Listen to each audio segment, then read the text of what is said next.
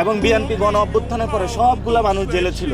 যারা জনগণ বাংলাদেশে তাদেরকে মুক্ত করে দিল, তাদেরকে একটা ধন্যবাদ দিল না তারা। এবং যারা উপদেষ্টারা তাদেরকে এত সুযোগ সুন্দর করে এতগুলো আসন দিয়ে দিল, ডক্টর ইউনূসকে তো তারা একটা লাল গালিচা সংবর্ধনা দিতে পারতো, তাও দেয়নি। তো এই জন্য বলবো হলো বিএনপি একটা অকৃতজ্ঞ দল। এবং যদি এই ধরনের অকৃতজ্ঞ হয়ে বাংলার মাটিতে তাদের লড়াই তারা চালিয়ে যায়, তাহলে বাংলাদেশের মানুষ তাদেরকে একদিন ছুঁড়ে ফেলে দিবে। বাংলাদেশে আমরা যতদিন জীবিত থাকব ততদিন সংস্কার নিয়ে কোনো নয়ছয় চলবে না। সংস্কার বাংলাদেশে আমরা বাস্তবায়ন করে ছাড়বো ইনশাআল্লাহ।